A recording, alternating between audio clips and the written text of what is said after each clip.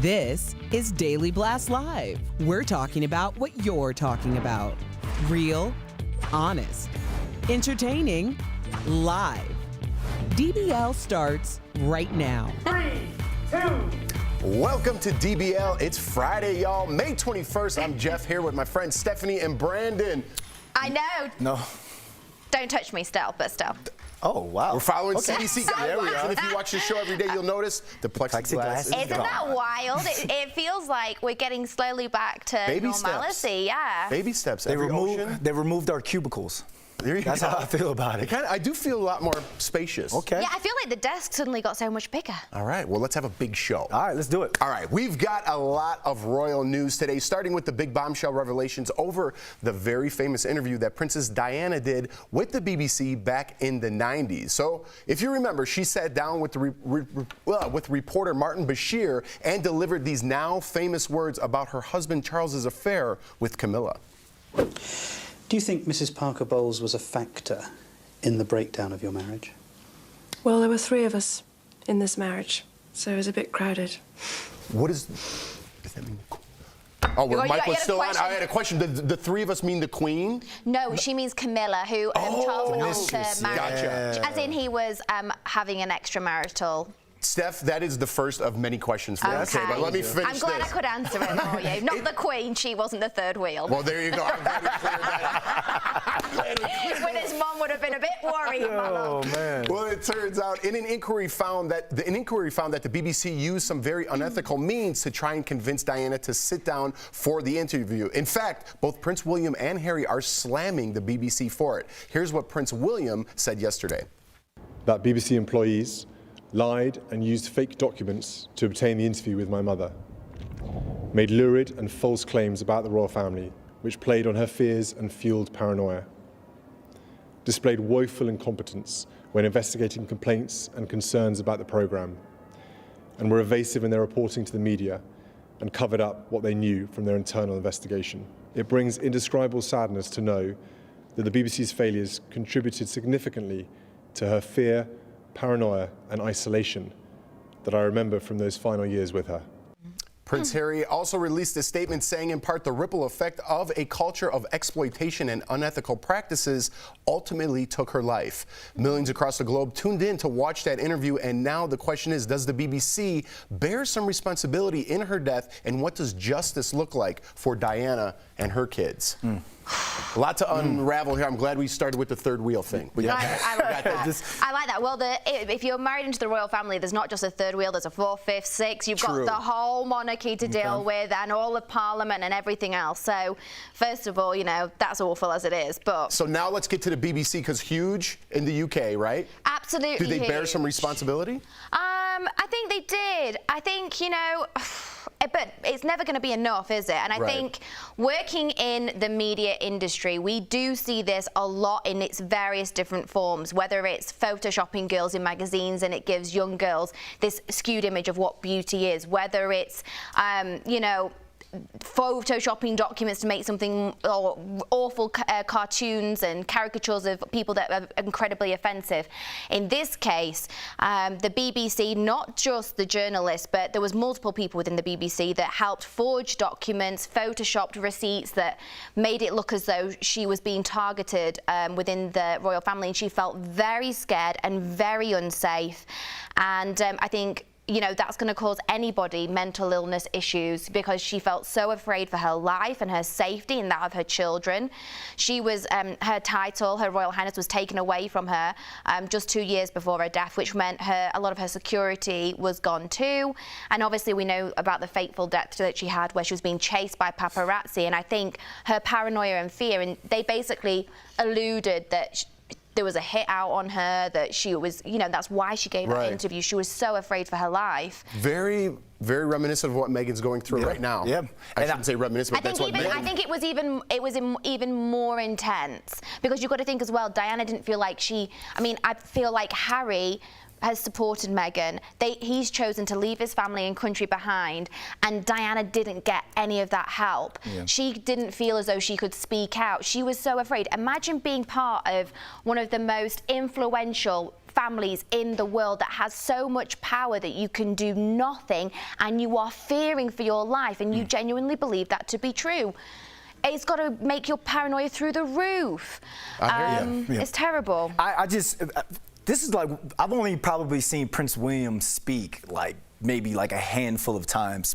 And to watch that interview, he had to be professional, obviously, but I was thinking in my head, if I was him, I'd be on some Game of Thrones off with his head type stuff, you know, for that person. Because if you think about it, that's Mama Bear.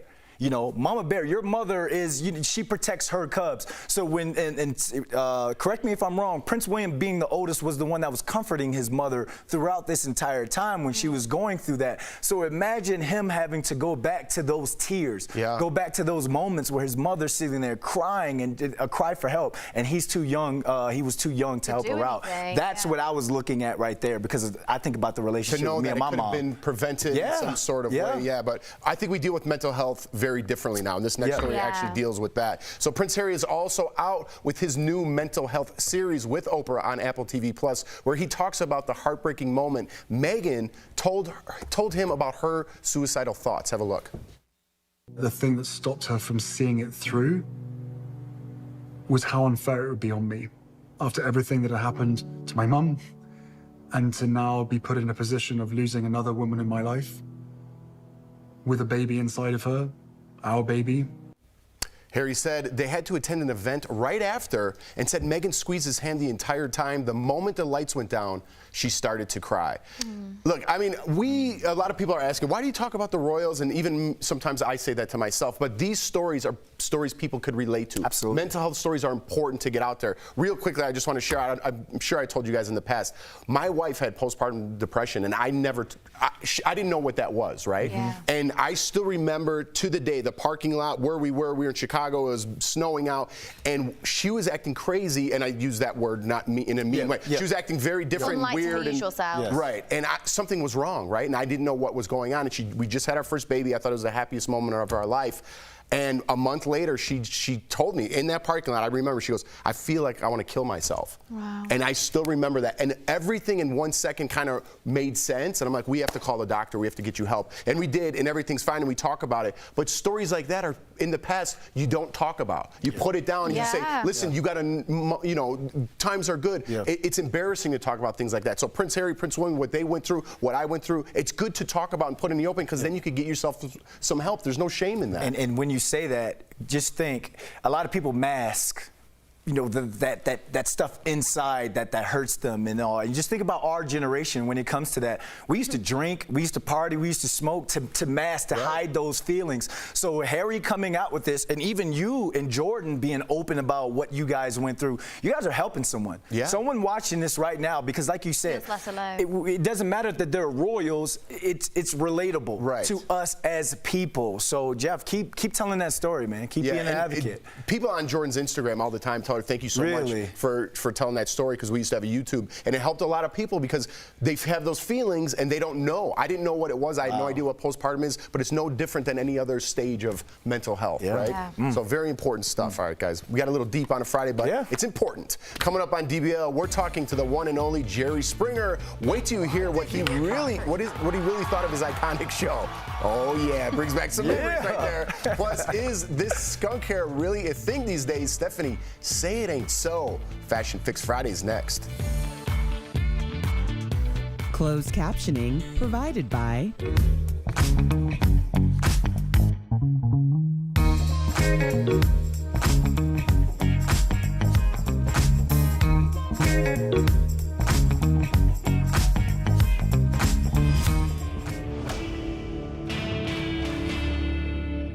Verify team is bringing you the facts when it comes to information spreading online. And after the CDC said vaccinated people can be in most public areas without a mask, posts like these started popping up, claiming that asking someone for their vaccination status violates the federal law HIPAA, or the Health Insurance Portability and Accountability Act. So let's verify. Is a business asking a customer about their vaccination status a violation of HIPAA? Here are sources: the U.S. Department of Health and Human Services, and 3 experts: Ileana Peters, a health privacy specialist from the DC Law Office of Polsinelli; Glenn Cohen, a professor at Harvard Law School; and Kate Spector-Baghdadi, a bioethicist from the University of Michigan. Our experts say that the privacy part of HIPAA applies to healthcare providers and health insurance companies from disclosing certain medical information without your consent. So your local grocery store or bar is not restricted by that law. They can ask whether you're vaccinated. Anyone really can ask you for your information under HIPAA, and it's you, the patient, who has to make the decision: yes, I'm going to give that information,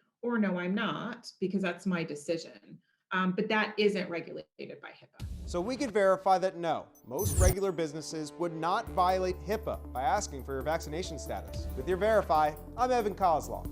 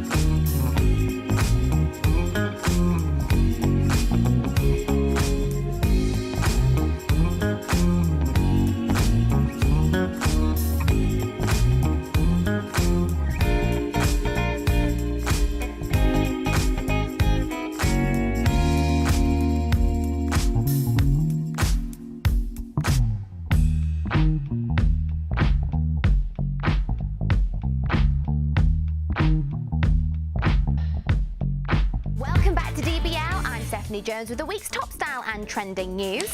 This look might not be your first choice, but Ashley Olsen makes it look easy. And hair today, hopefully gone tomorrow. It's my What the Fashion moment of the week. Let's find out more in Fashion Fix Friday. First, the apple doesn't fall far from Lisa Rinna's tree because daughter Amelia Gray Hamlin is an absolute bombshell as she channels her mother's signature looks for a special photo shoot. In honor of Mother's Day, Amelia raided her mother's garage, which is full of her old elegant dresses, including the silky gown she wore on her wedding to Harry Hamlin. The 19-year-old wanted to recreate Lisa's looks from before the time of selfies and social media and reveal the glamorous moments Lisa spent at home before award shows and fancy nights out. And she didn't have to try very hard. Amelia could literally be Lisa's twin. She even donned a brunette pixie wig to complete the ensemble. There must be something in the water at the Hamlin house because these two are making me thirsty. Next, Ashley Olsen has always been known for her chic style, and now she may be trailblazing a trend that we did not see coming. And on the topic of blazers, it's what the actress and fashion designer paired with none other than flip-flops. Yeah, flip-flops. Yet somehow it works.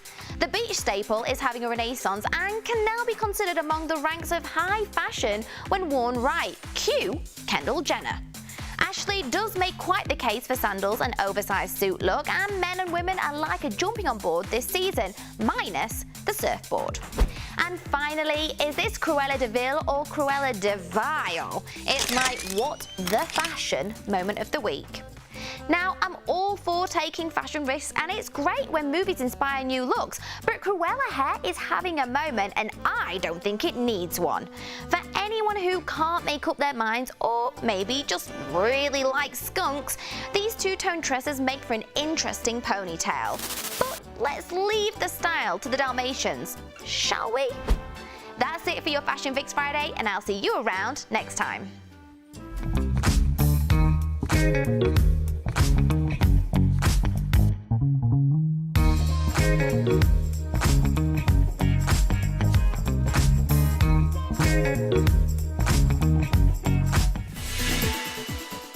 As the country starts to reopen, people are flocking to restaurants. But it's not just because we're missing our favorite spots. Let's connect the dots. The restaurant industry was hit hard by the pandemic. Reports say 17% of all restaurants in the U.S. closed permanently or long-term after COVID hit. Now that restrictions are easing, people are ready to go out and eat again. Both Yelp and OpenTable report surging numbers. But things aren't just returning to normal. In some places, restaurants are actually attracting more customers now than they did pre-pandemic. Some of that's because people are wanting to get out after being cooped up, but that's not the only reason. Customers have money to spend after saving cash last year. Some restaurants have more room after being forced to add more outdoor dining. There's also more turnover. Restaurants say customers are not lingering like they used to, freeing up more tables. And that is connecting the dots.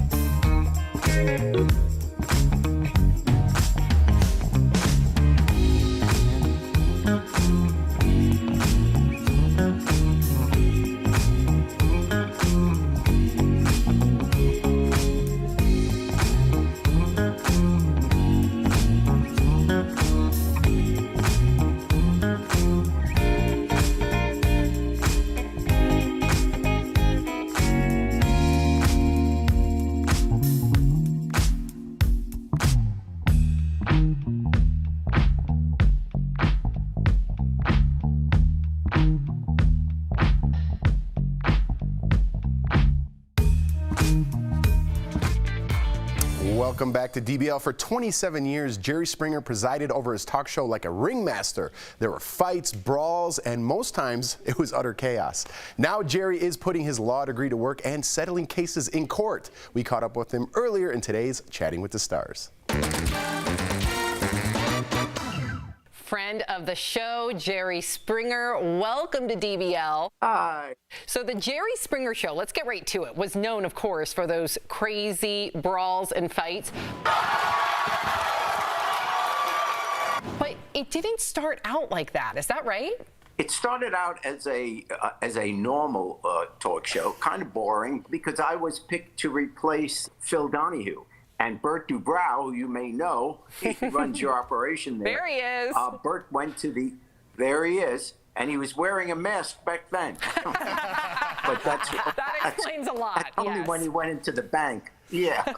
But he went to the CEO and said, Phil's retiring. How about, Jerry as a new host of a talk show, which they would produce? All of a sudden, I was assigned to do this talk show. It started out normal. Mr. Jerry Springer, right over there.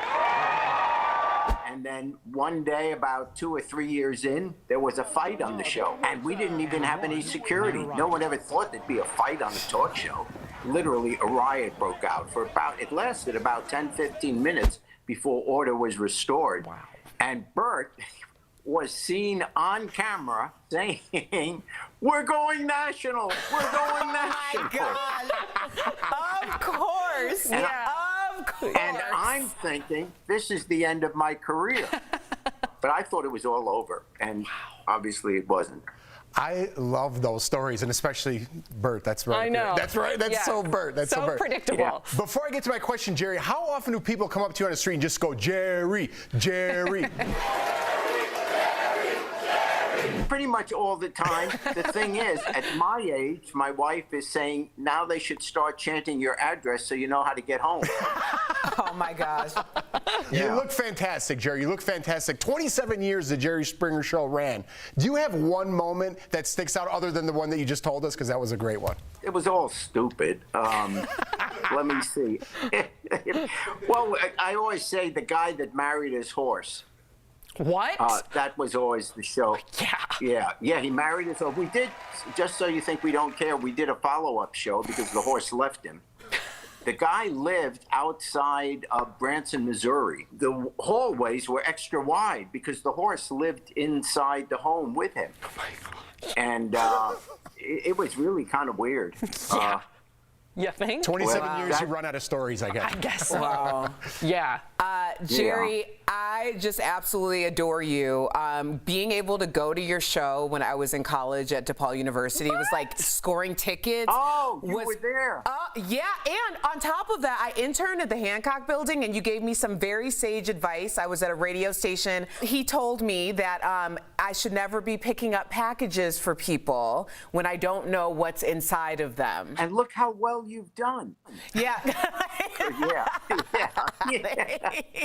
Yeah. Well, okay, we all know that you were the mayor of Cincinnati in the 70s. So we want to get your take on some hot button political issues that are going on right now. So as we know, Caitlyn Jenner is running for governor of California. What do you think about celebrities in general running for office? Fame is important in terms of being able to get votes, but it doesn't say whether or not you'll be good in office. So I wouldn't make a judgment until I know where these particular celebrities stand on the issues, what their level of competence is. Do they really care about the poor? Are they just doing it because it's an ego trip? Yeah, that's a very fair statement. So, Jerry, we also want your take on President Trump being banned from Facebook. What do you think about that ban? The Supreme Court has already said that you have free speech, but you can't yell fire in a theater because we're not going to protect that because something bad could happen because of that. Well, with Trump, we have inspiring an insurrection where people were killed and, police officers were killed. People charged the Capitol. People tried to overthrow the government, in fact, killed some of our political leaders. And so, therefore, I think that they may very well have the right to ban him based on there's no evidence that he's sorry for what he did or that he'll stop doing it. Free speech is every constitutional right has limits to it, even speech. I like that answer. All right, Jerry, I want to get to your new show, Judge Jerry. It's been on for 3 seasons now. That's horrible to say. But it's the truth. You're a lawyer in real life. How do you get people to take you serious as a judge after 27 years of the Jerry Springer Show? And I don't mean that disrespectfully. No, that's fine. Well, when I bang that gavel, they take it serious because whatever judgment I make That's the law. If they weren't friendly towards me, or let's say fans or whatever, they would never accept having this trial on our show. When they file a suit, they have no idea they're going to wind up on television. Wow, well, that's the real Plus, deal. NBC saves money. The network saves money having me be a judge because they don't have to have a clothing allowance. They just give me the same robe every day. So do we at this show. Yeah. You know what? You guys look a lot better. Oh, thank you, Jerry. So many Really layers to you. We appreciate you. Thanks for joining us here in DBL. DBL Nation, the third season of Judge Jerry is airing weekdays. Be sure to check your local listings for times. We hope to see you soon, Jerry. Take care. Be safe. You guys are great. Thanks for having me. Promotional consideration is brought to you by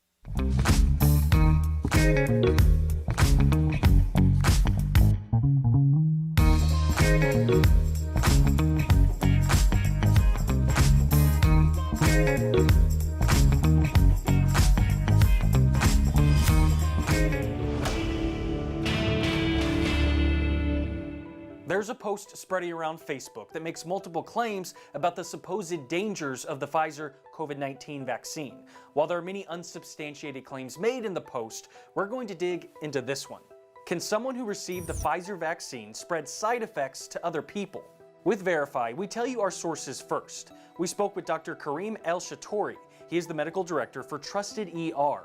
We also spoke with Dr. Anita Gupta, an anesthesiologist for Johns Hopkins School of Medicine. When you spread a virus with another person through contact or the air, that's called viral shedding. The Facebook post claims that can happen if you get the Pfizer vaccine, but that's not true because the Pfizer COVID-19 vaccine does not contain any live COVID-19 virus.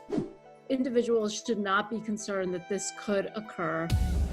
The Pfizer vaccine is based on an mRNA protein that was in the original virus, but its only job is to mimic the live virus so your body has an immune response. The only risk that the person that didn't get the vaccine probably has is getting COVID. That's because there is still a small chance a vaccinated person can catch COVID-19 in what are known as breakthrough cases. So we can verify. Neither the Pfizer vaccine nor its side effects can be shared to an unvaccinated person.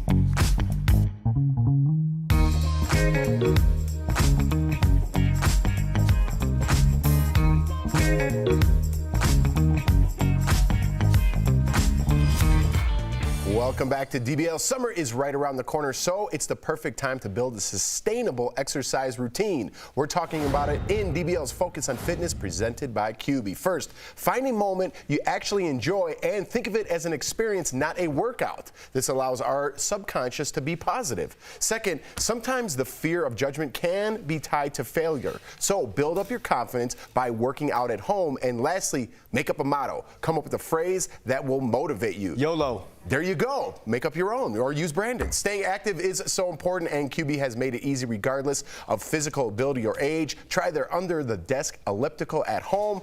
Call 1-800-782-2351 or visit QB.com to learn more. I can imagine that Jeff's got a phrase.